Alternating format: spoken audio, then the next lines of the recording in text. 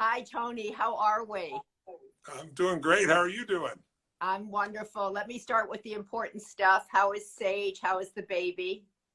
Sage is awesome. Our baby's going to be 1 year old in about a week and a half. So I've got 5 kids and 5 grandkids. I got a 48-year-old daughter, and I've got a soon-to-be 1-year-old daughter. So my hands are full. There you have the birth span, right? We're talking about the health span, but you're taking it from top to bottom.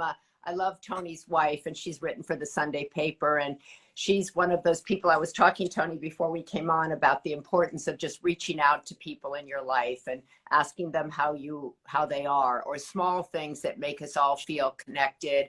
And Sage is one of those people. I'll get a text from her, just checking in on me. How am I doing? Thinking of me. So I hope you all have a Sage, Sage in your life. So please give her my love. Sure. Yeah. So listen, congratulations on this. I was just saying to everybody about this book. It's called Life Force, but it's really about our health. And first of all, I want to applaud you for doing it because, I'm very involved in the Alzheimer's space, in the women's health space. There's even a chapter in here on women's health. Which I didn't write, by the way. I had 3 brilliant women write in that case. Yes, I saw that in the introduction to the women's health section, you wrote, I'm going to step aside and let them take it from here because there's so much misinformation in the women's health space. We're so behind in research when it comes to how women age and how often women think their entire physical involves a pap smear and a mammogram. So I'm trying to kind of broaden our idea of what is women's health, from puberty to pregnancy to perimenopause to menopause and beyond. And so Tony's book touches a little bit in there on women's health, but it talks really about all these breakthroughs in our overall health. And you have this great quote in there where you said, I love this, you said, if you want to succeed at anything, you have to study people who have already achieved the result you're after. Yes. And we always take that when it comes to work, right? People are always telling, oh, if you want to do well in work, study this person. But you're saying transfer that to health. So who do you study and who should we be studying? Because we're all different. Well, we are all different, but there are certain fundamentals that are just true of human biochemistry and the human experience. And for me, I interviewed 150 of the greatest experts in the world. I'm talking about Nobel laureates. I'm talking about scientists, the best people in regenerative medicine. I wasn't interested in reactive medicine or disease medicine. It has its place, right? If I had an emergency, that's the first place I'd go. But we've been really pathetic in our approach to some of the lifestyle diseases like cancer and heart disease and Alzheimer's, which all play a significant role in that area. And those are the ones that most people are scared about. But I was also just interested for how to constantly increase my strength and my ability. I'm on stage usually for 4 days in a stadium of 10 or 15,000 people, and I hold them for 12 hours when most people wouldn't sit for a 3-hour movie. So the level I've watched that. I've been there. It's true. It's crazy, but I burn 11,300 calories in 1 day. I have a group that followed me for 3 years. They couldn't believe it. I jump 1,000 times in a day, running up the building and jumping and so forth. And so my body requires really huge demands of energy. And so I was looking for that as well. But I wrote this book, to be honest with you. I've been studying and teaching health for decades, but I became obsessed because I had an injury that should have ended my career. At least that's what all the docs said. I was being an idiot chasing a snowboarder, 22-year-old professional down a mountainside, and I didn't have his moves. And when I woke up, I thought I broke my neck, but I tore my rotator cuff so severely that on a 0 to 10 scales, it was 9.9 of pain. So what do? You go to your doctors, they all go surgery, surgery, surgery. And I said, well, what's the prognosis? Well, you might now be able to lift your arm above your shoulder. It's 4 to 6 months for recovery. And I can't be doing a seminar with one arm. No, my son has this right now. So many people have shoulder problems. My son is in tremendous pain with a labrum tear, right? And okay, then I have some great advice for you here. And I'll just tell you what I did. I was like, the last doctor I talked to, by the way, sat me down. First he saw me, he's like, oh my God, you're the Tony Robbins. Oh, you saved my marriage. You gave me all this great stuff. And then he stops and this is literally what he said to me. He pauses and he looks at me, he goes, now I gotta be your doctor now. He goes, this is your spine. He said, it isn't just your shoulder. You have extreme spinal stenosis, and I've been in massive pain for 14 years. And he goes, life as you know it is over. No more jumping, no more running. And I said, well, you clearly didn't go to my communication seminar, right? And I laughed. This isn't funny. And so I asked all of these doctors about stem cells because I work with some of the greatest athletes in the world. Cristiano Ronaldo, the greatest soccer player of all time, he was supposed to be out for 3 months. In 3 weeks, he was up and running with stem cells. They all said, no, no, no, that stuff won't work. And so I started calling around to people that I know who I really respect, that I know in the field. I called Peter Diamandis, who's Harvard MD and a rocket scientist, a friend of mine, co-author now of the book. And he said, Tony, the best guy in the world in stem cells is the guy, Dr. Bob Harari, who's now my co-author as well. And that's kind of like saying, you want to learn about basketball, let me introduce you to LeBron James. He's just that genius. Anyway, long story short, he said, Tony, you won't get, your own stem cells won't do it. After 40, they drop off the cliff. He said, you need like 4-day-old stem cells. And I said, are you talking about like baby cells? He goes, no, no, no, no. I'm not talking about anything like that. I'm talking about most mothers today know that when you're born, they even ask you, he's the one who created this. Do you want to save the cord? Do you want to save the placenta? Right. Because the power that's in there and available. And he said, you can get those and I think it would make a difference. So I went down and did 3 days of treatment. And Maria, it was unbelievable. I just took an IV for 20 minutes once a day for 3 days, had a couple of shots. The first day I was really tired. The second day I had a cytokine response, shaking, freezing for about 20 minutes. I wasn't scared, I knew what it was. But I went to sleep and woke up the next day with no pain in my shoulder. I have an MRI that shows it's perfect and no pain in my spine for the first time in 14 years. So I became obsessed. I don't know everything. And then I found out it isn't just stem cells. We are going through a regeneration breakthrough in medicine like we've never seen, precision medicine. And then as I started learning about this, I got invited by Can I just interrupt you there, Tony, because people sometimes don't know when people talk about precision medicine, what that is exactly. And just to shorthand it, that's medicine that's geared towards you. So what Tony's doing for like your DNA, the way you're wired, and regenerative medicine is things that don't just deal with the symptom. It goes and changes the initial cause. That's really the focus there. So you're really eliminating the problem as opposed to putting a Band-Aid on it. And you talk in this, go ahead, I'm sorry. You talk in the book about that you're really a biohacker. You're constantly actually experimenting with your body for energy, for stamina, dealing with brain fog, for clarity. Those are the things that most people struggle with really every day, right? Concentration, brain fog, sleep. What if people could do 3 things, get 3 things from this book? What would you say that they should do? Well, the first thing is let's talk about energy first. If you're looking for energy, you have to know the source of that is in every cell of your body. And most people know that. And what they don't know is what feeds that. So let me give you a 2-second primer that'll be valuable for your audience. Okay. Most people think of their body as their DNA or their genome. And your DNA is like a set of instructions from your mom and dad. It's like the keys to a piano. But what controls your life is the piano player. That's called the epigenome. Epi means more or above. And so the epigenome is affected by your diet, your exercise, your sleep. These things radically affect it, your nutrients.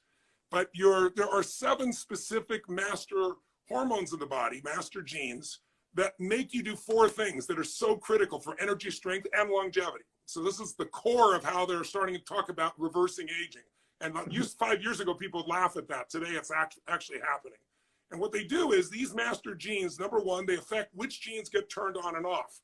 They affect your epigenome, which is what will make you age or break down. Second, they reduce inflammation. So that's the basis of most breakdown in the body. Third is they actually affect the mitochondria that create the energy in your body. They convert food into ATP, the source of energy. Without that, you don't live.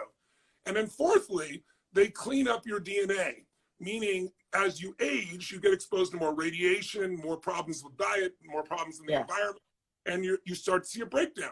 So the problem, though, is when you turn in late 40s, and certainly by early 50s, you've seen a 50% breakdown in what makes those serotins work. Serotins are these master genes, and it's called NAD. Many of your people may have heard of it. And some people get NAD infusions, but it doesn't absorb very much. NAD, this is the last fancy word I'll give you, is funded, if you would, it's caused by a precursor called NMN, like never mother never. Well, NMN, when you give it to a mouse, will live 30% longer. NMN, when given, you find an old mouse is like 20 months old, be like a 70-year-old human.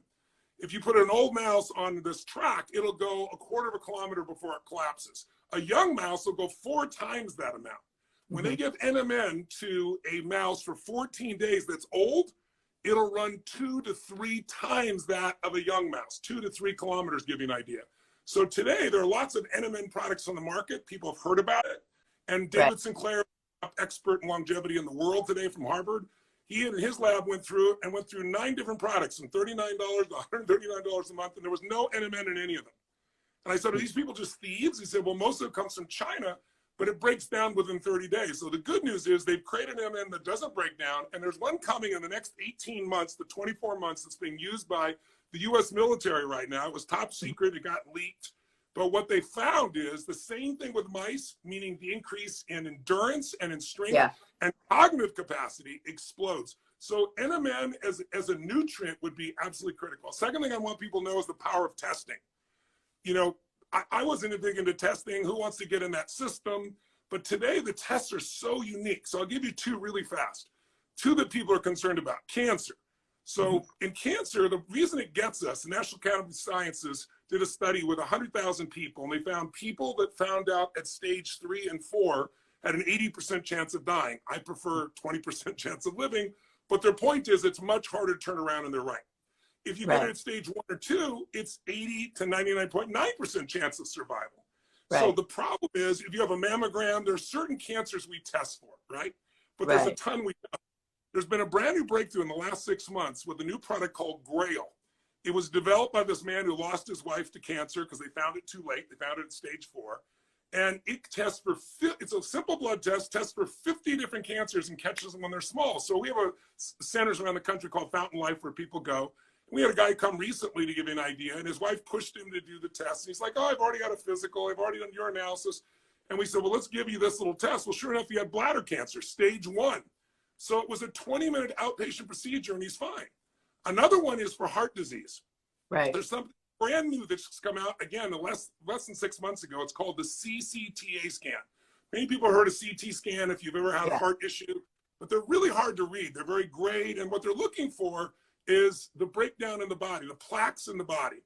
But there's 2 types of plaques. There's calcified plaques, which are totally healed, and there's soft plaques that can break off and make you kind of, you know, they call it the widowmaker, give you a heart attack or a stroke. Right. Well, they don't tell the difference, so they just give you an overall score. This breakthrough is an AI that goes through and opens up every artery in your body and searches to see whether it's calcified or not, and then gives you a score. They can predict a heart attack 5 to 10 years in advance, and more importantly, show you what to do to avoid it.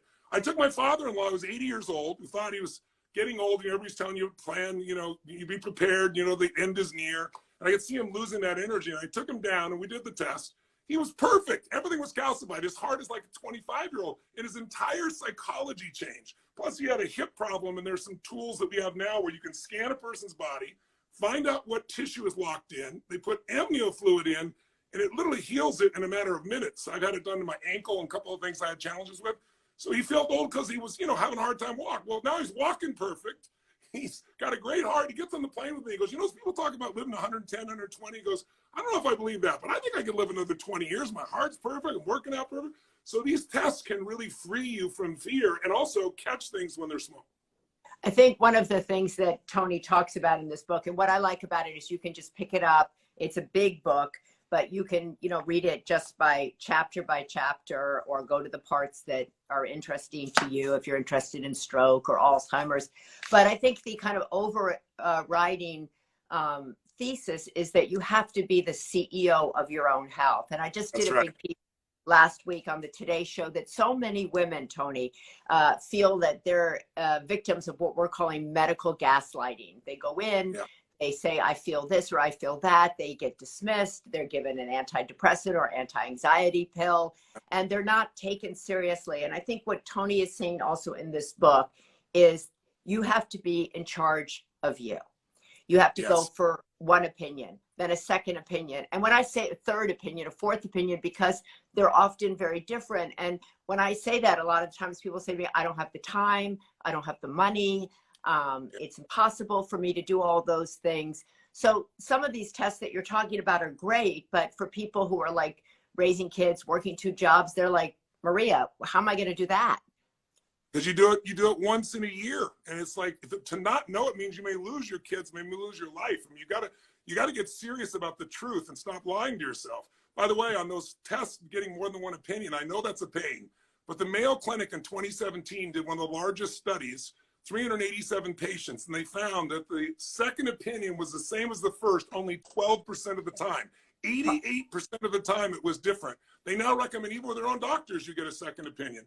But you want to go to somebody who's an expert in the field, and you want to ideally find somebody perhaps that's a breakthrough. The common denominator of all the people in these books, book, their stories are amazing. They all lost a husband or a wife or a child or a super close patient, and it drove them to not accept the standard of care and spend 20 years to create the breakthroughs that are now available. But the problem is, I showed the study in the book, it's about 19 years from the time a breakthrough happens till the average clinician brings it forward. So what I try to do is bring people, here are the doctors that are the best in the world, that, you know, billionaires know, you know, the best athletes in the world know, and it's not necessarily more expensive. Some of it is actually cheaper than going, like my shoulder surgery was way more expensive if I'd done that, not to mention 4 to 6 months of my life, than the stem cells would have been, and I got it done in a few days. So it's just the lack of knowledge, and I really want to help people so they're aware of what their choices are. Then they can decide for themselves what makes sense. And then there's plenty of things too. You mentioned that, like, one of the simplest things is sleep. Yeah, I used to be one of those people because I'll sleep when I die. You know, it's like my wife loves to sleep 8 hours. Honey, come to bed. You know, I'll be bed soon. But one doctor, Dr. Walker, is the top sleep expert in the world, convinced me. He said, Tony, there's 1.6 billion people we've measured. I said, how could you possibly study that? He goes, it's every country. 70 countries have daylight savings time. And he said, here's what you need to know. When we just do what we just did, we spring forward and just lose 1 hour. Yeah. For the next 3 days, on average, in every country in the world that's done it, heart attacks increase 23%. Yeah. When we fall back and you get 1 extra hour of sleep, is 1 hour. 21% reduction in heart attacks across 70 different countries over the next 3 days. He does the same thing with traffic accidents. So getting consistent sleep, even more so for a woman, by the way, because of the sensitive biochemistry you have, is critical. There's all kinds of pieces about that in the book. Yeah, so people say, so because you have so much energy, so people, and I know so many women who struggle with sleep. I know so many people who struggle with sleep, and so many women I know are like, I'm taking Ambien every night and people tell me to relax, and I hate when people tell me to relax. That makes it worse. So you're running. What's your bedtime routine? Number one, you got to reduce the temperature in the room. You got to bring it down to, you know, somewhere around 56 to 58 degrees. I mean, 62 to 64 or 57 to 58, depends on how much you can tolerate. The cold will make you drop down. That's what all the research shows. You need an eye mask, and ideally should not be looking at your computer screens or wearing some of those colored glasses, because the blue light, as I'm sure you know, stimulates you. That's why so many people are awake all night long today. It's because we're on our screens all day long and all night long. So those two pieces. And then the third one is having a consistent sleep time. And then my thing I like to do, since I'm a go, I need my brain to stop. So I flip on, you know, some TV show that's usually a comedy or something, and I put the sleep timer on. So it goes off there at a certain time. So I'm falling asleep laughing or hearing something humorous, which also puts me in a beautiful state to go to sleep. Okay, so there's Tony's advice for how to go to sleep. There's no drugs involved there. And I know people say to me, well, I have to have it. But I have used, at times when I'm really like going to another country, I'll use essential magnesium, which is a natural ingredient that all your muscles need. And that's really great. You can use melatonin as another piece, but I don't use any of the artificial drugs, even when I travel overseas. And you talk a lot about the importance of routines. And I've also come to this rather late. So if that's how you go to sleep, how do you get up that gives you this kind of energy? My first thing in the morning is to challenge my body, because what really makes you have health span, not just lifespan, where you have this great quality of life long term, is the body has to be challenged and it has to be nurtured. It needs both. So in the morning, the first thing I'm going to do is challenge it. I do it in a very simple way. I go jump in a cold plunge. And if I'm in any of my homes, I have them in all those places. In my place in Sun Valley, Idaho, I walk through the snow in the winter and I get in the river, and it's 56 degrees in my cold plunges. It's about 41 degrees in the river. And there's never a day I look forward to it. I don't ever go, I can't wait to get in here. But I never delay, because it not only has this incredible health impact, because all the blood flow and lymph changes in your body like that, and you feel like $1 million afterwards. Getting in, it's a different piece. But I don't negotiate with myself. I've just trained myself. When I say go, we go. And then that shows up in all the other areas of your life as well. So I start with that. Then I do a 10-minute meditation process I have called priming. If anybody wants to learn what it is, then go to Tony Robbins /priming. It's free. It'll show you how to do it. But it's only 10 minutes. So there's if you don't have 10 minutes for yourself, you don't have a life. And so that puts my body in the right place and my mind in the right place. Then the third thing I do is I usually call someone or leave a message for someone with a sincere compliment, not some BS like, oh, you're great. I look for something. It's my way of giving. And then the fourth thing I do is the thing that I don't want to do most out of the day, and I get it knocked out right away. And that's my regimen. Your regiment? That's my regimen. And then I start with the thing I don't want to do, right? Let me knock it out. Knock that out. Everything else is easy. You got momentum for the day. So for somebody who doesn't have a cold plunge, that's just an ice cold shower to wake up your entire body, correct? Really, really jolt the body. And so for people who are saying, you know, I go to work, I sit behind a desk, I'm dragging, I can't wake up in the afternoon, I've got to go home, I've got 3 kids, I'm just overwhelmed. What's your best advice to those people who want to prioritize their health, right? But they just can't kind of seem to jumpstart themselves. You got to get off all the things that are dragging you down. I guarantee you drink, if you're in that mode, I guarantee you drink caffeine for a very long time and you're still doing it. And what caffeine does, it stimulates, you know, your system like crazy, puts you in that stimulated state, and then you drop. And the body only takes that so long till after a while, it's just tired all the time because you're not doing it naturally. And so the biggest, there was a documentary just came out a few weeks ago on Netflix all about caffeine and coffee. It'll blow your mind if you read it. I mean, we think this is just natural. This is something we developed and was done by marketers about 100 years ago, taking a coffee break, having coffee and donut. You have to change the basic aspect of what you do so you aren't wearing yourself out. The second thing you got to do is you got to nurture yourself emotionally. So yes, I understand you have 3 kids and you're working around the clock, and trust me, as a little baby right here, I understand completely. But I also know that if you don't take just a short time to reset yourself, then it just becomes a never-ending treadmill. So there's a psychological side, there's a physiological side, and there's an emotional side. And you got to nurture all 3 of those if you're going to be effective. And so many people, Tony, because you go through here about, obviously, you talk about mindset, you talk about routines, and Tony just explained what he does in the morning, what he does at night. Mindset being really important, as you say, to your overall health. And you talk about some instances where people believed that they were going to get better. They changed how they viewed themselves. For somebody who's feeling like, I don't see it. I don't see where I'm going. I just feel, you know, I feel like I have inflammation everywhere. I feel swollen. Every woman I speak to has digestive issues. She has anxiety. People are all-time records of mental health issues challenging them. How do you change from a mental health place where you're feeling like not optimistic to a mindset where I've got this? Well, every day you got to feed your mind and you got to challenge your body. If you don't feed the mind, then just everything else comes in. And the world we're in right now, we're in winter, right? There's different seasons of life, and we've been in winter for some time, and we're going to be here for probably another 3, 4, 5 years. Winter means it's not that there aren't beautiful days, it's just more challenging. And you study history, we go through these seasons. And so during that time, you need to create a compelling future. If all you have is making it to the next day, you're never going to get the energy to do the things that say, okay, I'm going to make these 3 or 4 changes. They're going to get the inflammation out of my body, right? I'm going to start my morning by flushing my system. I'm going to have, you know, some hot water and lemon, or I'm going to have a green drink, or ideally both of those. So I start by a flush because while I've slept all night, those poisons have built up. I'm going to start doing some simple exercise, or something as simple as a sauna. You know, heart disease is the biggest challenge that men and women face. And, you know, exercise is amazing. Just walking 60 to 90 minutes a day. I don't have 60 or 90 minutes. Well, you can take your child, you can take them in the stroller. You absolutely can. That's bullshit. You keep telling yourself these stories. That's why you don't get better.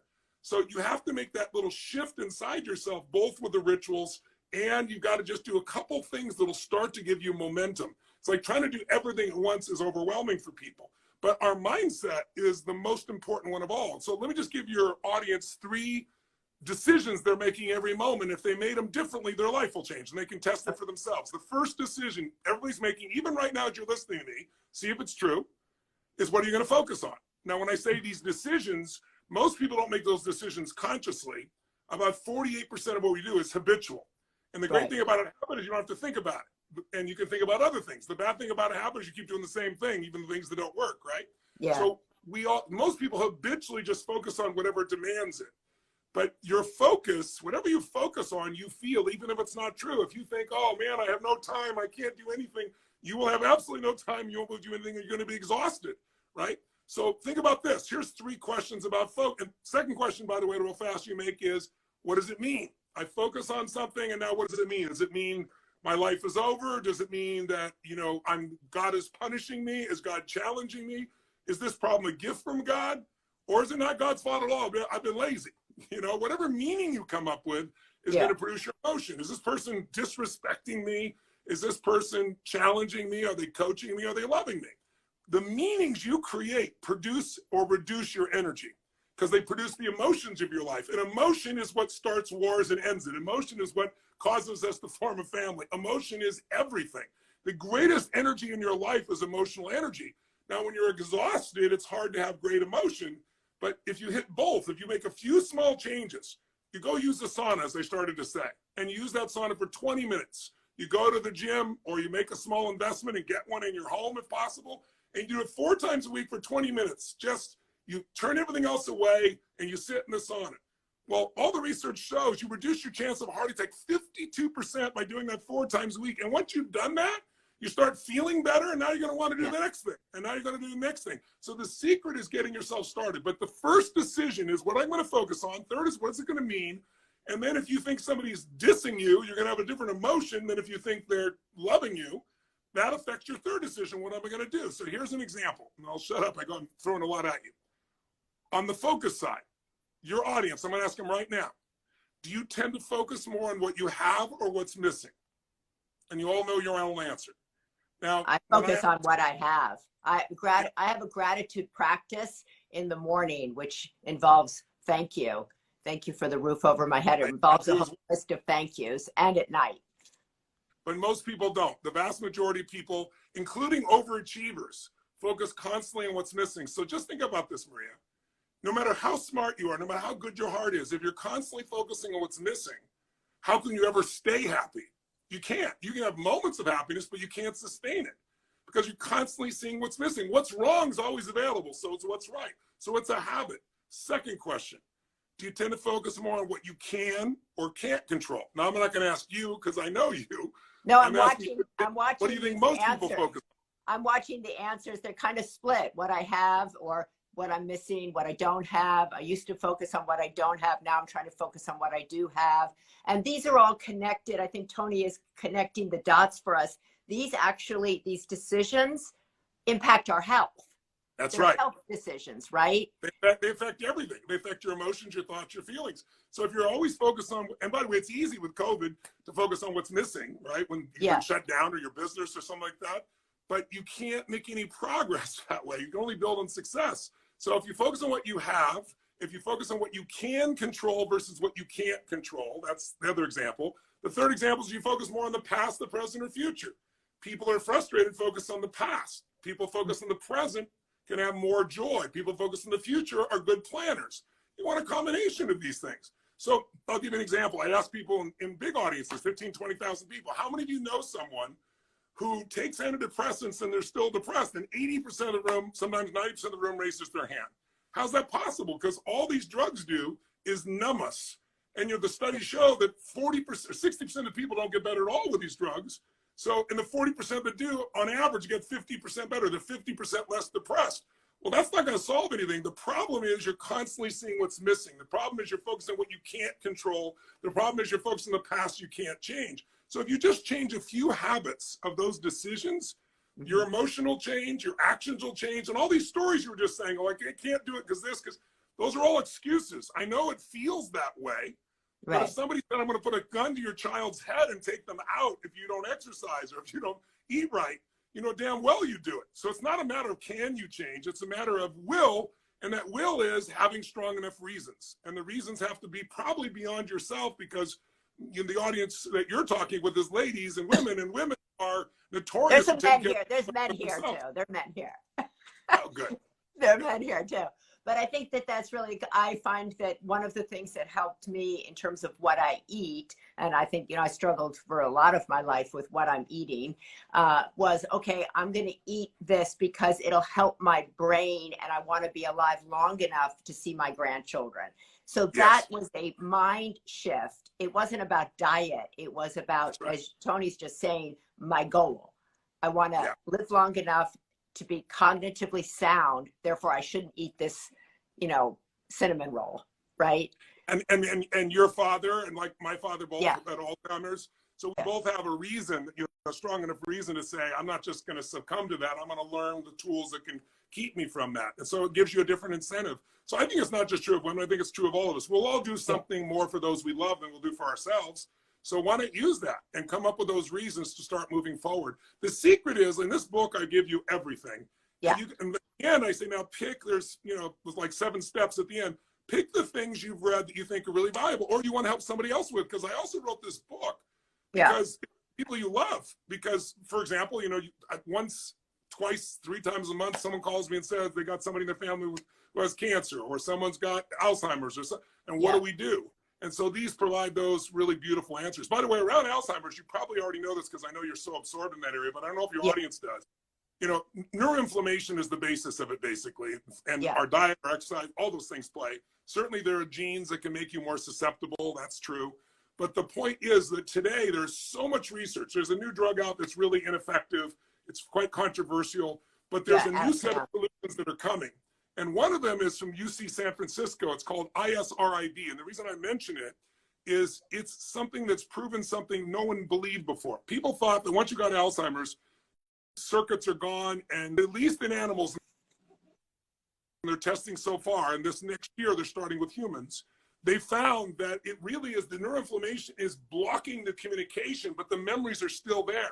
So for example, with mice, they do this, who've lost all their memories, and then they give them this drug, and suddenly they remember the maze perfectly, and they've not been able to remember it for the last year. So there's really some exciting news that's coming in that area. We're still early on, it's still not where it needs to be, but the progress is much greater than it's been any time in the last 10 or 20 years.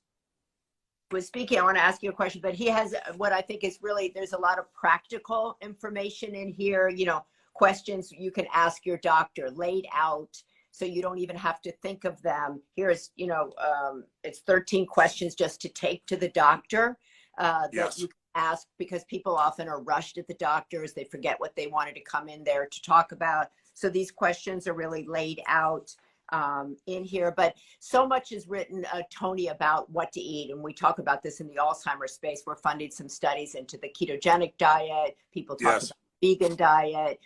People talk about the dangers of carbohydrates and stuff. What do you, because I think what you described so beautifully as your morning routine, what you described beautifully as your evening routine, what do you eat? Yeah, I'm about 70% plants and about 25 to 30%, natural proteins. I was a pure vegan for about 12 years.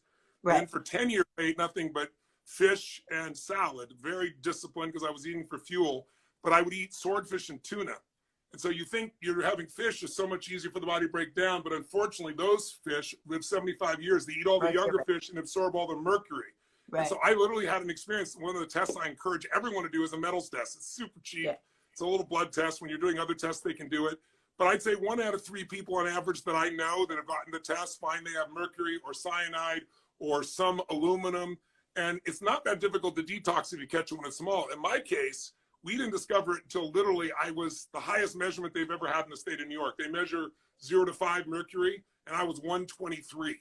And I was losing my memories on stage, and in my early 50s, and I've got a memory, I don't have any notes. I go for 12 hours a day. And suddenly I'd be up there going, why am I saying this? I was also getting super tired because mercury, you might think you have brain fog, and it might just be metals. Usually it is, because it disrupts ATP, the source of energy in your body. So I detoxed it out, but literally I burned a hole in my esophagus and I lost 1/3 of my blood supply. That's how bad it was before we figured out what was really going on. So I really encourage people to metals test. And the other one is, most women are familiar with hormone replacement therapy. Yeah.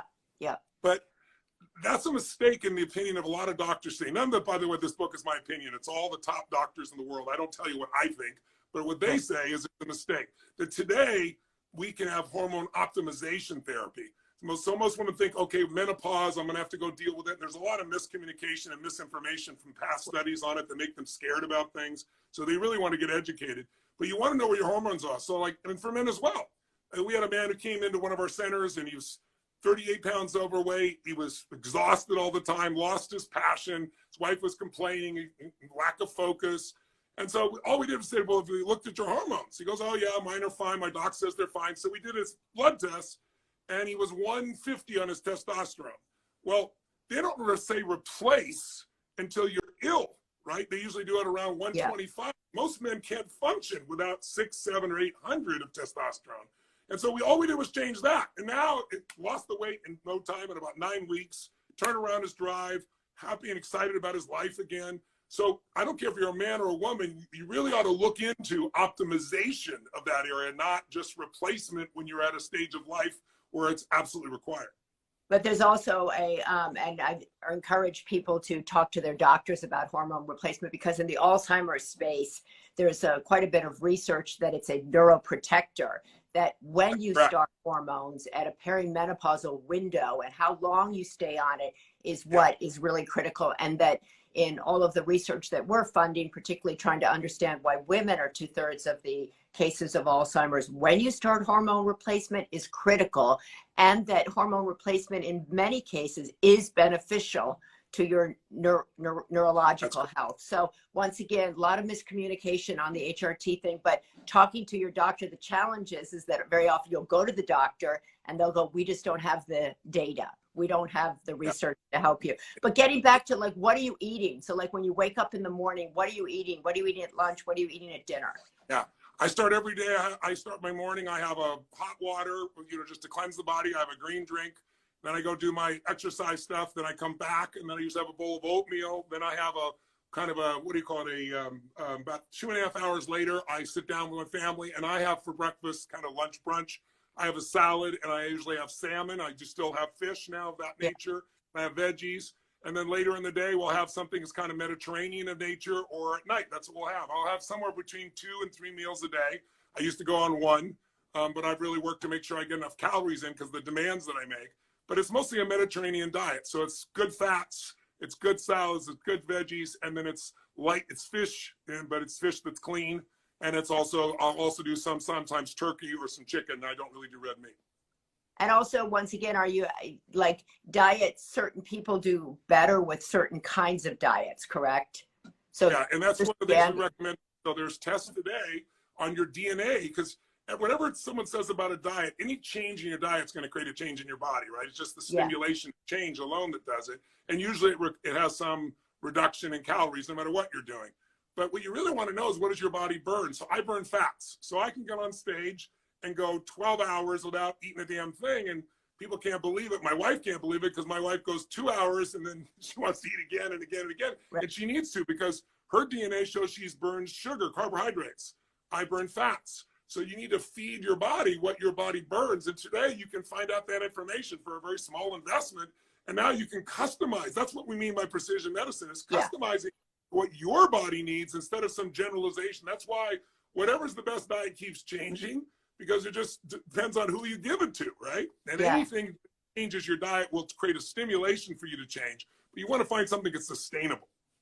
I love that. And as I said, this book is, it's called Life Force. It's already a bestseller, so I don't need to like sell it, but I'm selling it because I think we come to our health usually too late in life, right? We come to, because we take it for granted in our 20s and our 30s. We can eat anything, we drink anything, but it catches up with us. And we know so much more today about health, about lifespan. And the goal is to try to not just live as long as possible, but to live well, right? And be independent. So you've written so many books, Tony. We've known each other a long time, and I first interviewed you, I don't know, like 30 some years ago. But but in terms of all of the books you've written and stuff, how does this stack up in terms of what I really believe it's the most important book, because even though I love everything I've done and I'm proud of everything I've done, but there's nothing more important than your health. And it's not just you. Again, I wrote this for people you care about. So, for example, people don't even know about this. If you know somebody with Parkinson's is just, those tremors are brutal. And I witnessed this woman who was on 15 medications, couldn't walk across the room shaking so hard, couldn't grab a glass. And then, they have this outpatient procedure now. It's in 100 hospitals. Most insurance covers it. And literally, it takes about an hour to find the exact place in the brain. They call it incisionless brain surgery, because they use super ultrasound. They don't cut anything open. and they find the spot that creates the tremor, and then they change that spot, and she comes out, she walks across the room, but she didn't get it at first. It was so, I was watching her, right? And then when they went to hand her a glass and she went to reach the glass, then she starts bawling. I don't know if you've ever seen people get those audio implants and they hear sound for the first time. 2 months ago, she did a 50-mile bike ride. So, you know, I really, to me, this is the most important book because it's got tools for you and tools for the people you love. And then, of course, all three of my last books, I've donated 100% of the profits. We're feeding 20 million meals for Feeding America. I wanted to feed 1 billion people. I started 7 years ago. We're at 850 million meals right now, so we're way ahead of schedule. So you'll be helping somebody else, and then the balance of the money goes to cancer, Alzheimer's, and heart disease research. So it's a chance for you to change your own life in a beautiful way, help people you know, and help people you don't know, all wrapped into one. So that's why I'm so proud of this book. It was a 3-year effort. You know, it's been the toughest one I've written because it's a complex subject to keep simple and still make usable for everybody. I really believe complexity is the enemy of execution. I couldn't agree more. So people can really execute. Especially when it comes to our health, because doctors speak in a way that most people don't even understand. They go to the appointment, they're flooded, they come out and they go, what was just said? And also so many people, you can be an advocate for your parent. So many people, it's so important if you have an aging parent to be able to go in and find out what's new, what's cutting edge, what didn't exist 5 years ago, because this is a field that's changing so rapidly, as Tony says in here. And there are breakthroughs going on all the time. As you said in here, most of the people go to medical school. It's kind of their information is old by the time they get to start treating you, right? Because it's all changed. Harvard says 18 to 24 months. That was in 2017. And they predicted by 2022, it would be 73 days is the half-life of medical education. It means half of what they learned is out of date. Let's call it 18 to 24 months later. And then who educates them, unfortunately, is the pharmaceutical salesman. That's how you get the opioid crisis, because these poor doctors, they're working their tail off. A lot of them will give up their own health for you. But meanwhile, they ask the pharmaceutical sales, oh, this is perfect. And now they're people dying and addicted. It's not the doctor's fault. The system we're in right now is changing. So that's why you also want to find somebody who's expert in the field, because they know the cutting edge, and the average doctor just doesn't have time. I tell people the way to understand a doctor is, imagine you got a super loving person, they're walking along a canal, and then they see somebody in the water drowning. They don't think about themselves. They jump in, pull them out, give them mouth-to-mouth save, and then they hear 2 more screams. They jump in, pull the one, then they hear 4 screams. They have no time to go upstream and see who's throwing them in. You know, so this book is showing you what's throwing them in.